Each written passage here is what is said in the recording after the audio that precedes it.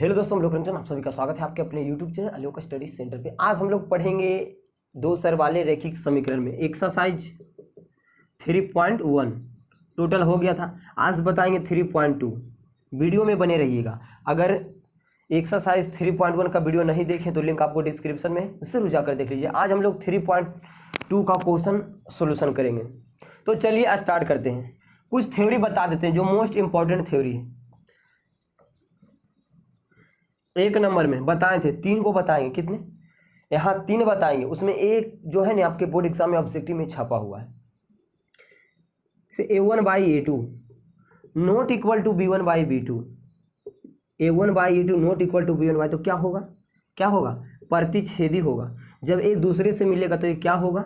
संगत होगा। क्या होगा? संगत होगा। तो हल भी होगा। कौन सा हल? अद्वितीय हल होगा। अद्वितीय हल होगा। हाँ, अगर A1/A2 not equal to B1/B2 तो क्या होगा? प्रतिच्छेदी होगा। प्रतिच्छेदी होगा तो संगत होगा। संगत होगा तो किसका? अद्वितीय हल होगा। 2 नंबर में अगर A1/A2 बराबर B1/B2 और नॉट इक्वल टू C1/C2 क्या होगा? A1/A2 बराबर B1/B2 not equal to C1/C2 तो क्या होगा? कोई हल नहीं होगा। कोई हल नहीं होगा, इसका मतलब समानांतर होगा। इसका मतलब क्या होगा? समानांतर होगा। जब एक दूसरे कभी नहीं मिलेगा तो हल होगा। नहीं मिलेगा तो क्या? असंगत है। मिलेगा तभी, जो मिलता है उसी को क्या कहते हैं? संगत कहते हैं। नहीं मिलेगा तो क्या होगा? असंगत होगा। असंगत होगा तो कोई हल होगा? कोई हल नहीं होगा। कोई हल नहीं होगा। कोई हल नहीं होगा।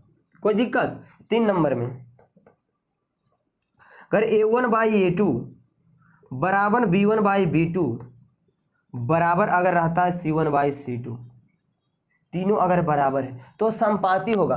हम पिछले वीडियो में एकदम 2 चर वाले रैखिक समीकरण का बेसिक कंसेप्ट जो होता है ना, बहुत ही बेहतरीन तरीके से बताया। अगर आप लोग उस वीडियो को नहीं देखें तो जरूर एक बार जाकर देख लीजिएगा, क्योंकि कोई भी चैप्टर पढ़ने से पहले जरूरी होता है उसका थ्योरी। जब तक थ्योरी बेसिक चीज़ नहीं जानिएगा कोई भी चैप्टर आप सोल्यूशन नहीं कर सकते हैं। इसलिए कोई भी चैप्टर पढ़िए तो उसका थ्योरी सबसे पहले बेसिक चीज़ जानिए। जब A1/A2 बराबर B1/B2 बराबर C1/C2 अगर तीनों बराबर है तो क्या होगा? संपाती होगा।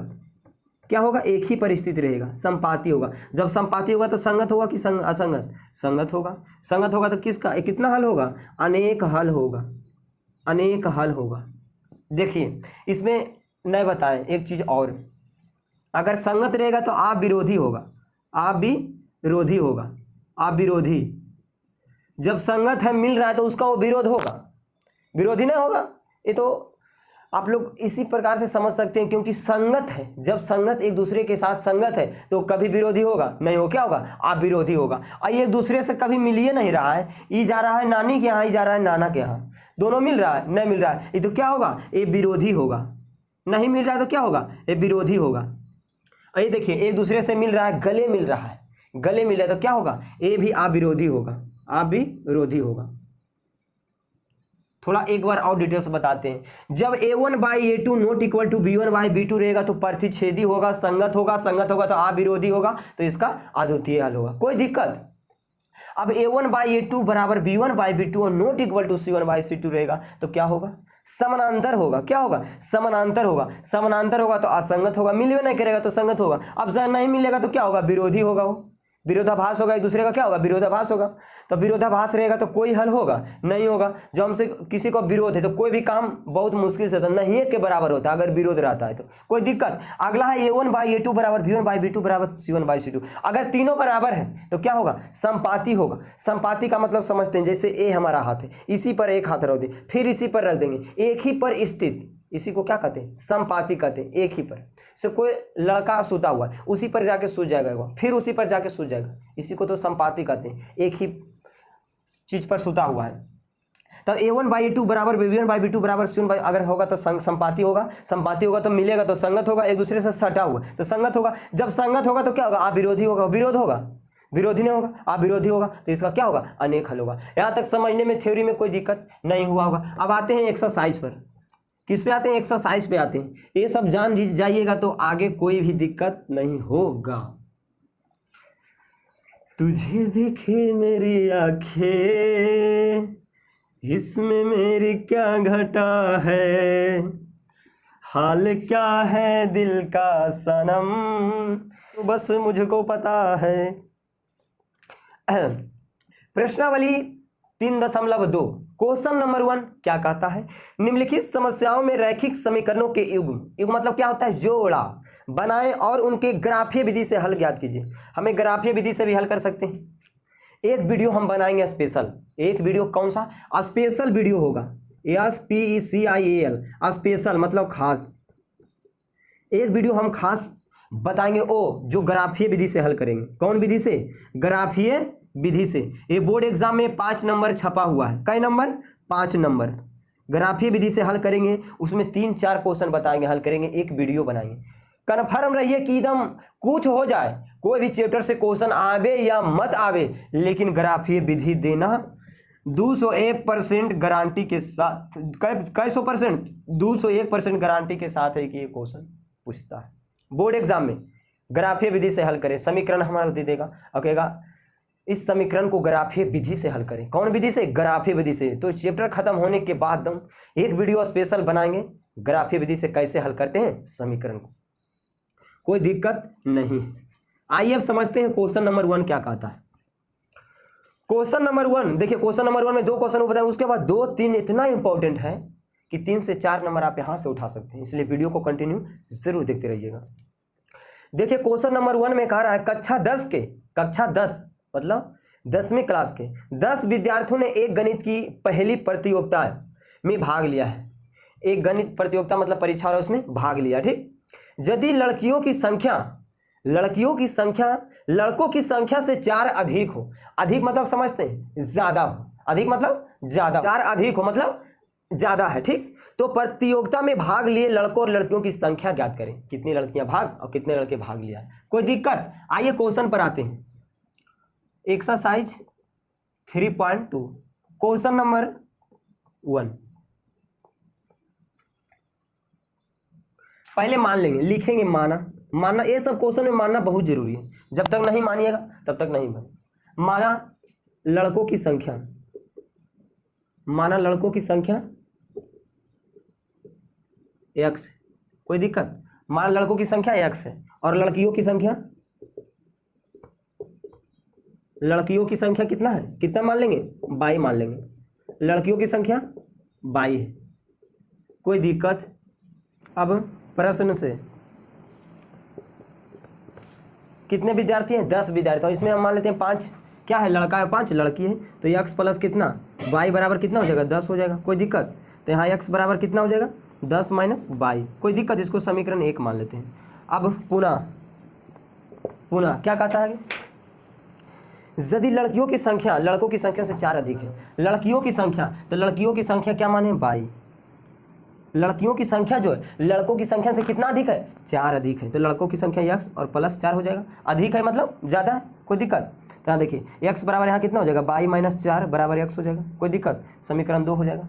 अब देखिए, अब समीकरण 1 और 2 से, समीकरण 1 और 2 को देखिए, x वाला एक साइड बराबर है, नहीं समझ में आ रहा है। देखिए x बराबर 10 माइनस 22 है, यहाँ x बराबर 22 माइनस 4 है। तो इसको इस तरह से हम लिख सकते हैं, x बराबर 22 माइनस 4, कोई दिक्कत। तो एक साइड बराबर, ये साइड बराबर, तो ये साइड अपने आप बराबर है। देखिए x बराबर इतना बराबर है, x बराबर इतना है, तो LHS वाला बराबर है, तो RHS वाला अपने आप बराबर हो जाएगा। तो क्या हो जाएगा, 10 माइनस 22 बराबर 22 माइनस 4 हो जाएगा, 22 माइनस 4, कोई दिक्कत। और ये माइनस होने आके प्लस, तो 10 प्लस 4 बराबर 22, और ये माइनस होने जाके प्लस, तो 10 और 4 14 बराबर कितना, 2/22। इस सट्टा लेने आके लटकेगा, तो 14/2 बराबर 22, तो 22 का मान कितना, 7 हो जाएगा। 22 के मान आ गया 7, 22 का मान कितना, 7। तो हमें x का मान आराम से निकल जाएगा। अब स्पेस नए आप लोग बना लीजिएगा, इसलिए लिखेंगे अब 22 का मान समीकरण 1 में रखने पर, स्पेस नहीं आप लोग मैनेज कर लीजिएगा। समीकरण 1 कितना है, x बराबर 10 और माइनस 22, तो x बराबर तो निकालना है, तो x बराबर 10 और माइनस 22 मान कितना है, 7 है। तो 10 में 7 जाएगा कितना, 3। तो लड़कों की संख्या कितना आ गया, लड़कों की संख्या 3 है और लड़कियों की संख्या कितना है, 7 है। तो दोनों मिला 10 नहीं हुआ, आ गया। लड़कों की संख्या कितना, 3 निकला और लड़कियों की संख्या 7, दोनों मिला 10, कोई दिक्कत? तो ये पूछा था लड़कों की संख्या और लड़कियों की संख्या ज्ञात करें। कोई दिक्कत समझने में? नहीं। अगले क्वेश्चन की ओर आते हैं। ध्यान दें, क्वेश्चन नंबर 2 में दिया है 5 पेंसिल तथा 7 कलमों का मूल्य कै रुपया है? 50 रुपया है। ठीक, जबकि 7 पेंसिल तथा 5 कलमों का कुल मूल्य 46 रुपया है। एक पेंसिल का मूल्य तथा एक कलम का मूल्य ज्ञात करें। मतलब एक पेंसिल और एक कलम का हमें दाम निकालना है, यही निकालना है। तो लिखेंगे 2 नंबर ना है, हाँ 2 नंबर में लिखेंगे माना। ये सब क्वेश्चन में लॉजिकल क्वेश्चन है, इस समय एक्स और वाई मानना पड़ेगा तभी आप बना सकते हैं, क्योंकि 2 स्तर वाले रैखिक समीकरण है। रैखिक है, रैखिक रेखा मतलब घात कितना होना चाहिए? 1 होना चाहिए, रैखिक है। तो पहले लिख लेंगे माना एक पेंसिल की कीमत एक पेंसिल की कीमत कितना है? 100 रुपया है। कोई दिक्कत? अब एक कलम और एक कलम की कीमत कितना है? एक कलम की कीमत 22 रुपया। कोई दिक्कत? यहाँ तक समझने में कोई दिक्कत हम मान लेंगे। अब प्रश्न से, कहाँ से? प्रश्न से मतलब क्वेश्चन से। क्या कहता है क्वेश्चन? अब क्या कहता है? 5 पेंसिल तथा 7 कलमों का कुल मूल्य कितना है? 50 रुपया है। 5 कितना है? पेंसिल है। 5 पेंसिल, तो एक पेंसिल के 100 रुपया, तो 5 पेंसिल के 5x रुपया हो जाएगा। तो 5x दोनों मिला के प्लस हो जाएगा। और 7 कलम है, हाँ 7 कलम, तो एक कलम की कीमत 22 रुपया है, तो 7 22 हो जाएगा। बराबर दोनों को खरीदता है तो कितना लगता है? दोनों को जब खरीदता है 5 पेंसिल और 7 कलम, तो कुल मूल्य कितना लगता है? कुल मूल्य है 50 रुपया। कोई दिक्कत समझने में? 50 रुपया।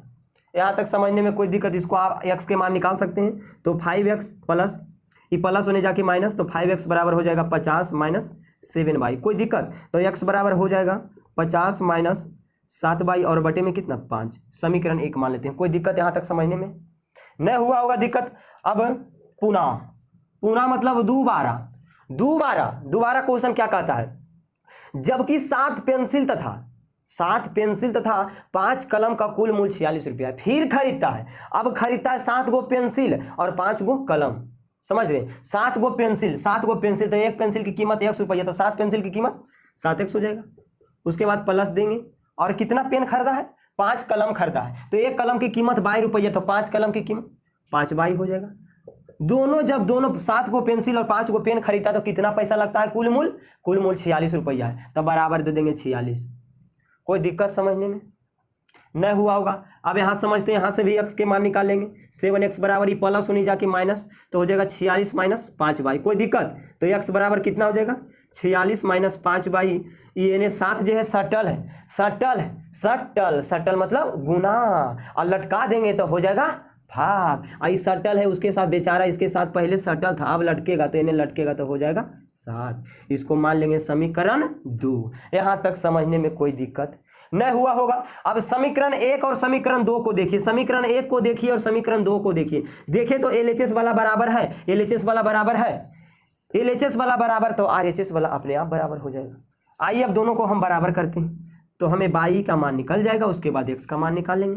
कोई दिक्कत? बोर्ड में जरीब है, लिखे करें। चलो एजी पर स्पेस में घुसाते हैं इसको, साला गरीबी है। 1 और 2 से कितना से? 1 और 2 से। देखिए 1 हमारा कितना है? इन्हें वाला बराबर, तो इन्हें वाला अपने आप बराबर हो जाएगा 50 माइनस 7y और बटे में कितना? 5 बराबर। समीकरण 2 46 माइनस 5y और बटे में कितना है? 7। अब तिरछा तिरछी गुना कर देंगे। 7 पचे कितना? 35 मतलब 350 माइनस 7 सते कितना? 49y बराबर 46 पचे कितना? 6 पचे 30 के 0 बाकी 3 और 5 चौक 20 और 3 23 230 और माइनस 25y। यहाँ तक समझे में कोई दिक्कत दिख रहा है? रे बाबू जरूर दिख रहा होगा। 350 ये प्लस 230 है, नहीं इन्हें लाएंगे तो माइनस में हो जाएगा 230 बराबर। ये माइनस में है, उन्हें जाएगा प्लस में, तो इधर माइनस 25y है और ये प्लस इतना कितना हो जाएगा? 49y हो जाएगा। कोई दिक्कत? अब घटाइए, 0 में से 0 जाएगा 0, 5 में से 3 गया 2 और यहाँ 3 में से 1 गया कितना? 120 बराबर कितना? 9 में से 5 गया 4, 9 में से 5 गया 4, यहाँ बचा 4 में से 2 जाएगा 2, 24y। अब इस सटल है ना कि जब लटकाएंगे तो 24 पचे कितना? 24 पचे 20 से मतलब y का मान कितना? 5। y का मान हमें आ गया 5, तब x का मान नहीं निकल जाएगा? x का मान नहीं निकलेगा, आराम से निकल जाएगा। समीकरण किसी में रख सकते हैं, 1 में रख देते हैं। समीकरण 1 में किसका मान? y का मान रखने पर ही हम लिख लीजिएगा। समीकरण 1 कितना है? x बराबर 50 माइनस 7 बाई और बटे में 5, तो x बराबर 50 है माइनस 7, बाई का मान कितना है, बाई के मान 5 है और बटे में 5। सॉल्यूशन करते हैं, 50 माइनस 7 × 5 = 35 और बटे में 5, 50 में से 35 जाए कितना 15 और बटे में कितना 5, 5 दिया 15, मतलब x का मान 3 आ गया, x का मान आ गया 3 और y का मान आ गया 5। हाँ, तो एक पेंसिल का दाम कितना था, एक पेंसिल के दाम 100 रुपया, तो कितना रुपया हो जाएगा, एक पेंसिल के दाम कई रुपया 3 रुपया। अब एक कलम की दाम कितना है 22 रुपया है, तो 22 बराबर 5 है, तो एक कलम की कीमत कितना 5 रुपया हो जाएगा, नहीं हो जाएगा। एक पेंसिल के दाम था 100 रुपया, तो यहाँ आया x बराबर 3, तो एक पेंसिल के दाम कितना 3 रुपया। अब एक कलम की कीमत कितना 22 था, तो कितना जाएगा 22 बराबर 5, तो एक कलम की कीमत कितना 5 रुपया। कोई दिक्कत नहीं, दिक्कत। क्वेश्चन नंबर 2 देखिए क्या कहता है, अनुपात a1/a2 बराबर कॉमा b1/b2 कॉमा और c1/c2 की तुलना कर ज्ञात कीजिए निम्नलिखित समीकरण द्वारा निरूपित रेखाएं एक बिंदु पर प्रतिच्छेद करती है, समानांतर अथवा समपाती। समानांतर, समानांतर अथवा क्या है, समानांतर अथवा समपाती। आइए क्वेश्चन नंबर 1 देखिए क्या कहता है, 5x माइनस 4y प्लस 8 बराबर 0 है, ठीक। और दिया है 7x प्लस 6y और माइनस 9 बराबर 0। हमें जांच करना है, क्या करना है, जांच करना। आइए इसको जांच करते हैं, समानांतर या समपाती।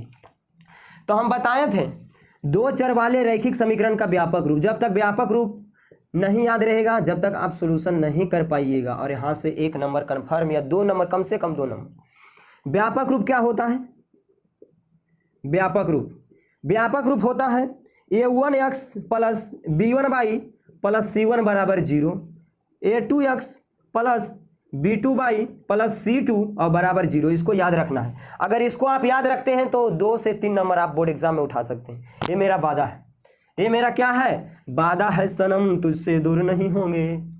आप देखिए यहाँ a1 का मान कितना है, a1 का मान यहाँ देखिए, यहाँ a b c x मतलब x का कोफिशिएंट मतलब x का गुणांक हमारा a1 है, और b1 हमारा कितना -4 है, और c1 कितना है 8 है। कोई दिक्कत। अब a2 हमारा कितना है 7 है, और b2 6 है, और c2 कितना है -9 है। अब ना निकाल लेंगे, पहला देखते हैं a1/a2 करके, तो 1/2, इसके बाद 5/से कितना 7 है, और क्या है -4/6 है। तो इसी से पता चल रहा है a बराबर है a1/a2 not equal to b1/b2। तो क्या होता है, जब a1/a2 और नहीं बराबर होता है b1/b2 का, तो इस स्थिति में क्या होता है, इस स्थिति में प्रतिच्छेदी होता है, और क्या होता है, संगत होता है और अद्वितीय हल होता है। कोई दिक्कत इस स्थिति में। क्वेश्चन नंबर 1 में यही हमें ज्ञात करने के लिए था, a1/a2 नॉट इक्वल टू। देखिए समानांतर है, न है, समपाती भी है, न है, हमारा क्या है, प्रतिच्छेदी है, संगत है, और क्या है, अद्वितीय हल है। अब 2 में आते हैं, क्वेश्चन नंबर 2 देखिए, इसमें क्या क्या है, न है, देखते हैं।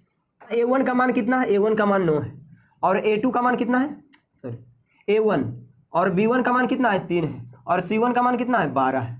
अब a2 का मान कितना है 18 है, और b2 का मान कितना है 6 है, और c2 का मान कितना है 24 है। अब देखते हैं a1/a2 इतना बटे इतना, तो 9/18 हो जाएगा। उसके बाद 3 बटे कितना 6, उसके बाद 12/24।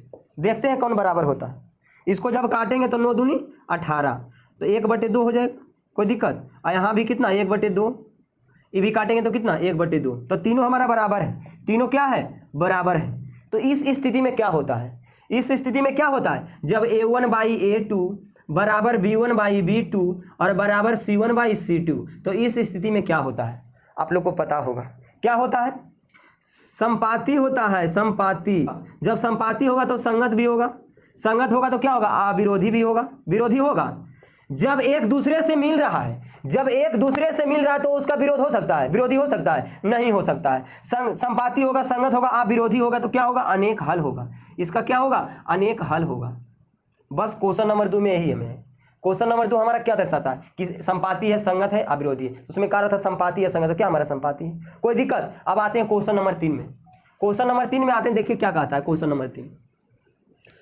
जा जा के कहाँ मिन्नत फरियाद करोगे, लो हमने तुम्हें दिल दिया क्या याद करोगे, क्या याद करोगे, क्या याद करोगे। Question number 3, 6x minus 3y plus 10 बराबर 0 है, और 2x और माइनस y प्लस 9 बराबर 0। अब आते हैं इस स्थिति में, यहाँ a1 का मान कितना है, a1 का मान 6 है, और b1 का मान कितना है -3 है, और c1 का मान कितना है 10 है। ठीक है, अब a2 का मान कितना है 2 है, और b2 का मान कितना है, नहीं कुछ तो यहाँ कितना है, पे छुपल 1 है। अगर उस चर संख्या के कोफिशिएंट अगर कुछ नहीं है, सिर्फ चर संख्या है, तो 1 छुपा रहता है। क्या रहता है, छुपा रहता है, तो माइनस, तो यहाँ क्या हो जाएगा -1, और C2 हमारा कितना हो जाएगा, 9 हो जाएगा। कोई दिक्कत। अब देखते हैं a1/a2 करेंगे, b1/b2 करेंगे, c1/c2, तो 6/2 है, उसके बाद -3/-1 है, उसके बाद 10/9 है। देखिए तो इसको सोल्यूशन करके, 3 दूनी कितना, 6, ऊपर 3 नीचे 1 लिख सकते हैं। यहाँ भी कितना है, 3/1 हो जाएगा, माइनस माइनस कटेगा नहीं, यहाँ कितना 10/9। इससे तो हमें, अब देखिए a1/a2 बराबर है b1/b2 के, और ना बराबर है c1/c2 के। तो इस स्थिति में क्या होता है, जब a1/a2 बराबर b1/b2 और नहीं बराबर होता है c1/c2 के, तो इस स्थिति में बताइए क्या होता है। इस स्थिति में क्या होता है, क्या होगा, समानांतर होगा, समानांतर होगा। समानांतर अगर होगा तो क्या होगा, असंगत होगा, मिलवे नहीं करेगा, असंगत होगा। असंगत होगा तो आप विरोधी होगा, सॉरी, असंगत होगा तो क्या होगा, विरोधी होगा। जब विरोधी होगा तो क्या होगा, कोई हल होगा। जब एक दूसरे से मिलवे नहीं करेगा तो कभी भी हो सकता है आगे की चीज। हम किसी से आज तक नहीं मिले, अगर हम किसी से आज तक नहीं मिले हैं तो उसे कुछ होगा, नहीं होगा। अगर हम किसी से मिले रहते तो कुछ होता, वही बात यहाँ है। तो बस आज के लिए इतना ही, मिलते हैं फिर नेक्स्ट वीडियो में। जहाँ है पढ़ते रहिए, पढ़ाई को कंटिन्यू बरकरार रखिए, क्योंकि पढ़ाई एक ऐसा चीज़ है जिससे आप आगे सफल हो पाइए।